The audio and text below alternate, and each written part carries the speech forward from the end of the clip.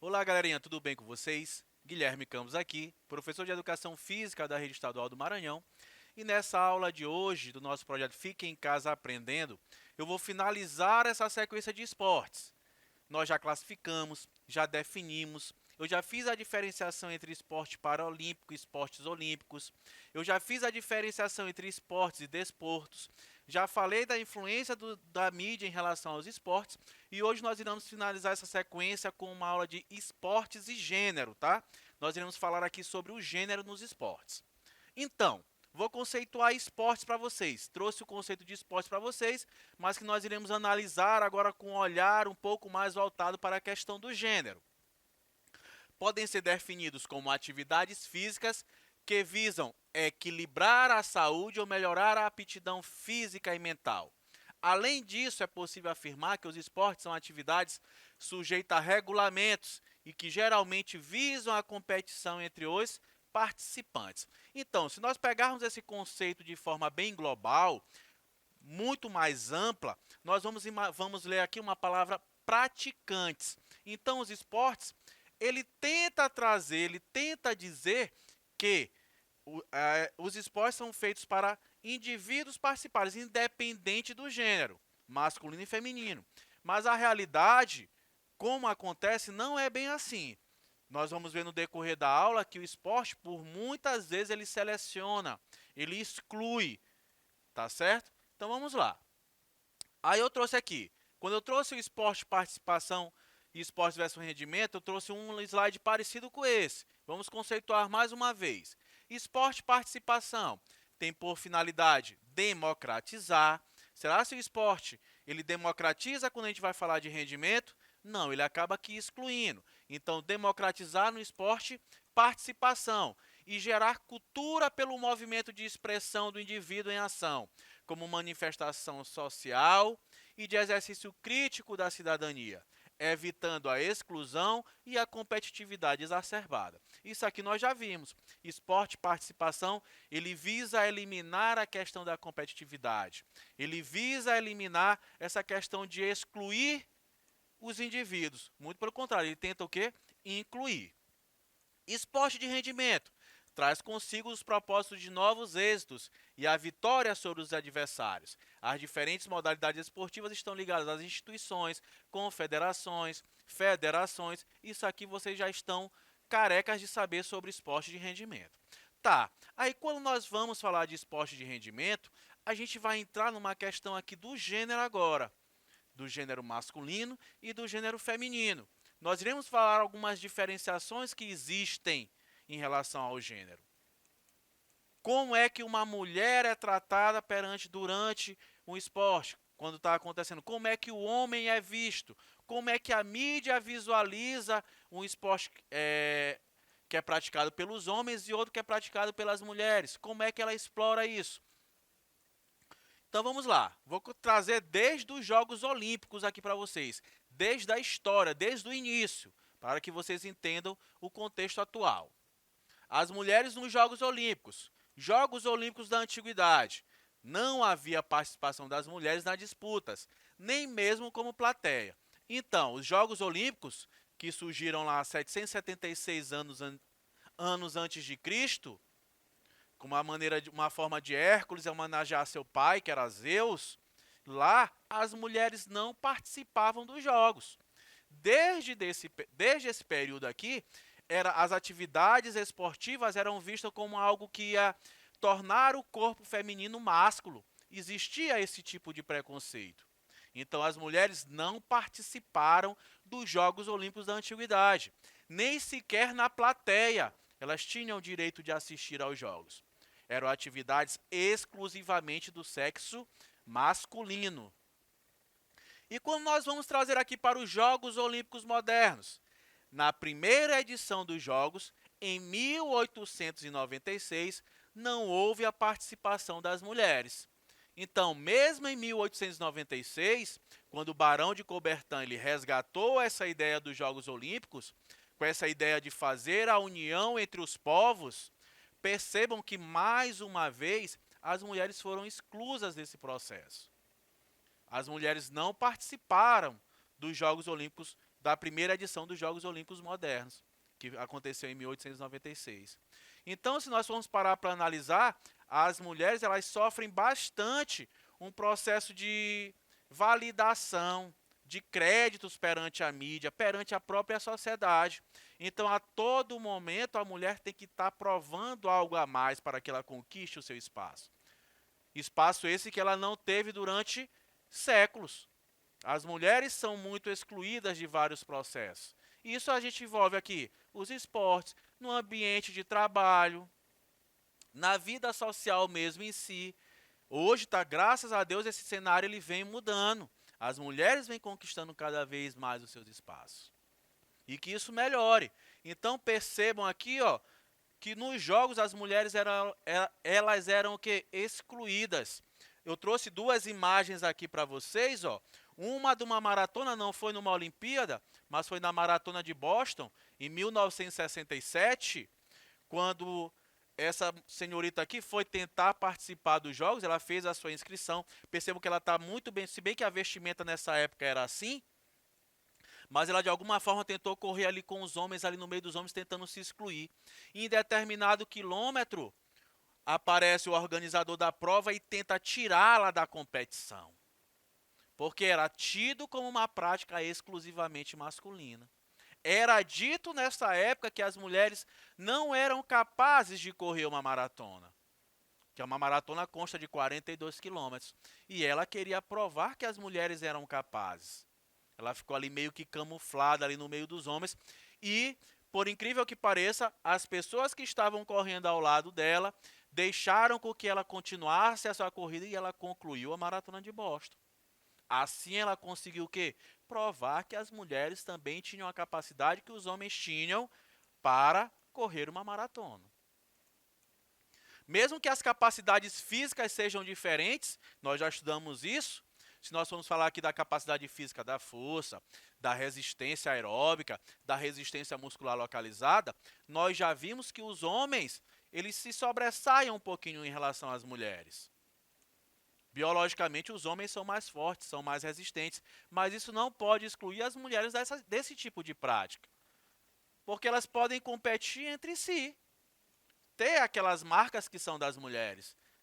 Ela não pode competir diretamente com o homem, porque vai haver uma disparidade, mas isso não pode funcionar como uma forma de pretexto para excluir a mulher de uma prática esportiva, no caso aqui que é da maratona. E já na segunda imagem, percebo como as mulheres elas correm atrás dessa aceitação, elas têm que provar, de alguma forma, que elas também conseguem. Tá aqui uma imagem de uma, aqui já aconteceu, aqui foi a primeira maratona olímpica que aconteceu, em 1984, na cidade de Los Angeles, a primeira maratona olímpica, onde as mulheres já conseguiram, através dessa mulher aqui, que foi uma grande influenciadora, conseguiu fazer com que as mulheres participassem da maratona olímpica, que a maratona olímpica fosse também feminina. E por umas sucessões de erros na época, poucos estudos, a organização mesmo, Gabrielle Anderson concluiu esses 42 quilômetros num estado deplorável. Chegou no estádio, a maratona ela acontece na rua, mas é finalizada no estádio. Ela chegou no estádio nesse estado aqui, ó, câimbras em todos os músculos do seu corpo.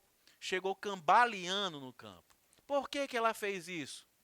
Porque ela queria provar mais uma vez perante as câmeras que ali tinham que a mulher era capaz sim também de concluir uma maratona, mesmo que chegando nesse estado. Como eu falei, mas lá aconteceram eram apenas 4 pontos de hidratação na época. Um ponto de hidratação a cada 10 quilômetros. E o calor estava muito forte, ela perdeu ainda uma hidratação. Se nós formos pensar numa maratona hoje, existe hidratação a cada 3 quilômetros. Então percebam, aqui não foi por questão dela não ter resistência para fazer aquilo, tanto que ela provou que ela concluiu e várias outras mulheres concluíram a prova. Então a mulher ela tem que sempre, não deveria ser assim, mas ela acaba aqui chegando ao seu extremo para provar que ela também é capaz perante a sociedade. Aí eu trouxe aqui algumas modalidades olímpicas que acontecem nos Jogos Olímpicos hoje e que são exclusivamente de algum sexo, de um sexo ou de outro. Aqui, por exemplo, no caso, a ginástica rítmica, que o que acontece? É desenvolvida com movimentos corporais baseados nos elementos do balé e da dança teatral, numa mistura de arte, criatividade e capacidade física cuja execução é realizada em sincronia com a música. Tá aqui, galera, ó, a ginástica rítmica é uma modalidade olímpica que é exclusivamente feminina.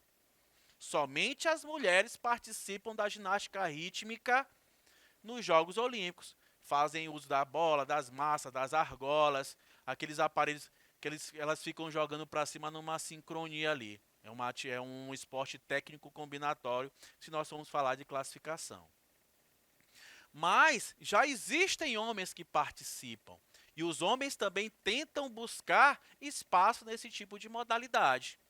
Eu tenho um relato em relação a não a ginástica rítmica, mas ao balé, por exemplo. Eu trabalhava numa escola, lá tinha um aluno que era bailarino, nós fomos fazer a abertura de um projeto, e em determinado momento, esse aluno ia fazer a sua apresentação de balé.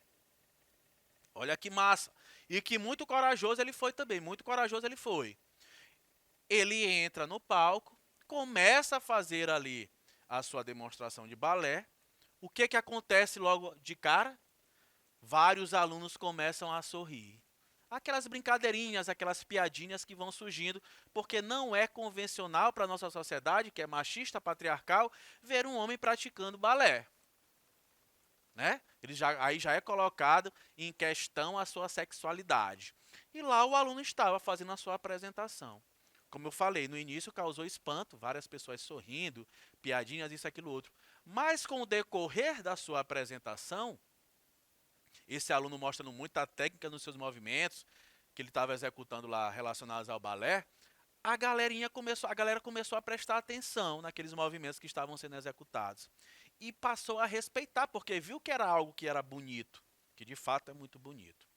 Aí, de forma muito irresponsável, uma colega minha de trabalho pega e começa a fazer os mesmos movimentos aqui embaixo, de forma meio que pejorativa. O que acontece?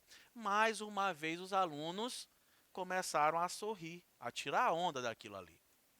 Depois eu fui, a chamei e conversei com ela. Eu disse, olha, aquilo que você fez ainda há pouco foi totalmente errado.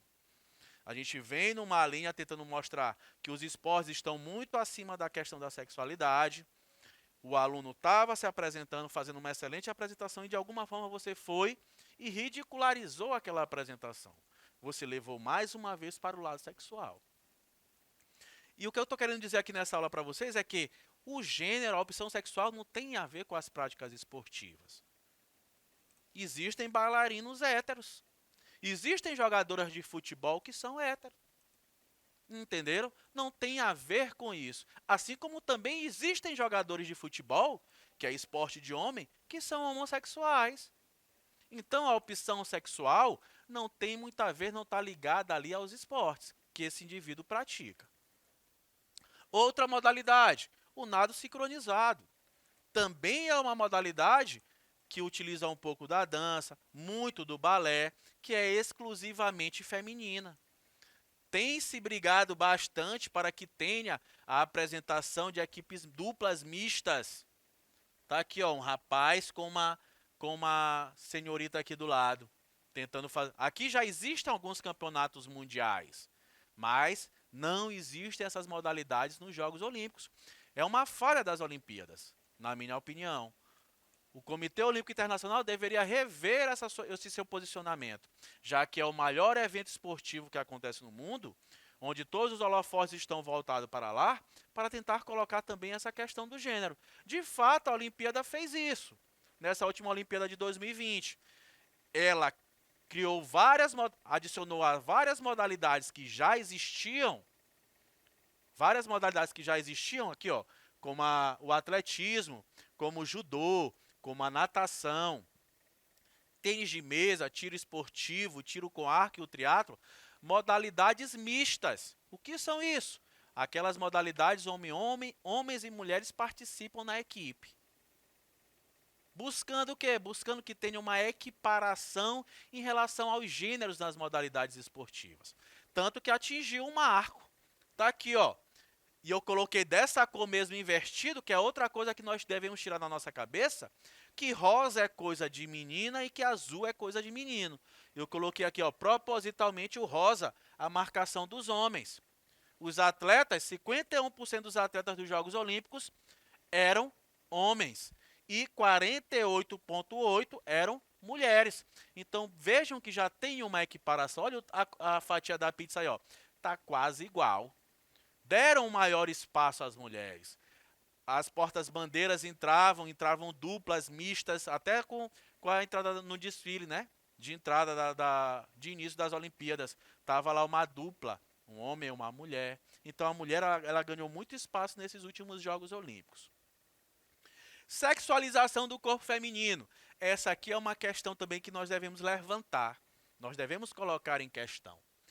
A equipe norueguesa de handebol de praia foi multada por não fazer uso de vestimentas obrigatórias. Está aqui na primeira imagem, ó, a equipe norueguesa que eu estou falando para vocês. Recebeu uma multa porque elas foram jogar com o shortinho, enquanto a vestimenta que elas devem usar são biquínis. Aí está aqui uma imagem, ó. Várias atletas do voleibol de praia reclamam dessa exposição que tem ao seu corpo.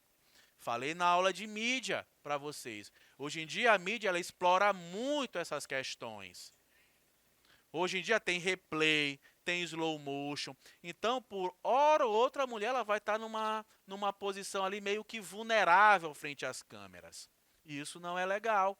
Elas não se sentem à vontade.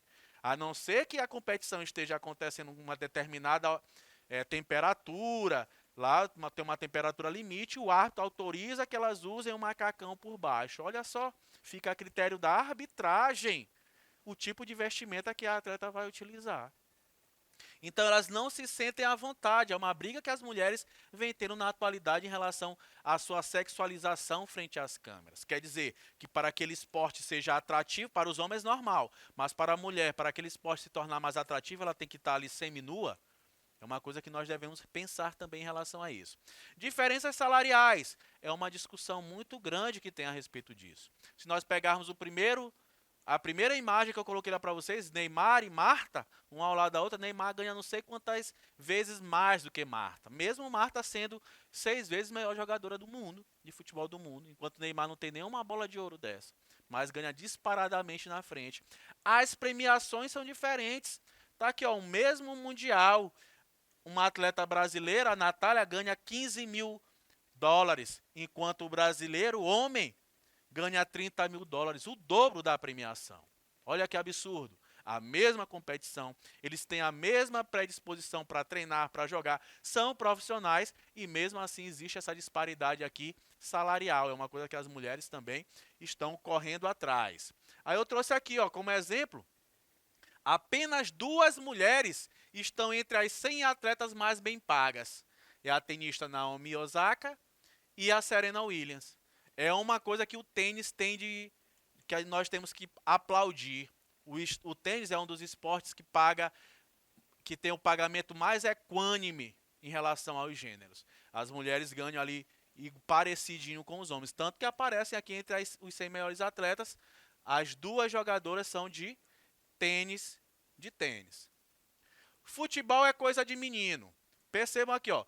Em 14 de abril de 1941, o presidente Getúlio Vargas baixou o decreto-lei de número 3.199, artigo 54, que proibia as mulheres de praticar esportes que não fossem adequados à sua natureza.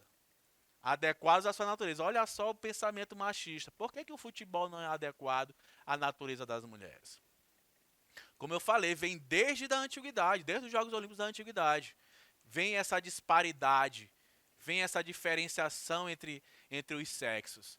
Então a mulher ela vem galgando a passos largos hoje, tentando seu espaço, porque em determinado momento o futebol feminino ele foi o quê? Ele foi proibida, a prática foi proibida. Aí vem aquelas questões, futebol é coisa de menino. aquela menina ali que joga futebol, ela não gosta de menino, entenderam? Então fica esses pensamentos aí, tudo por conta de ações que aconteceram há muito tempo. Então, galerinha, eu vou ficando por aqui. Até a nossa próxima aula. Vamos pra cima, hein?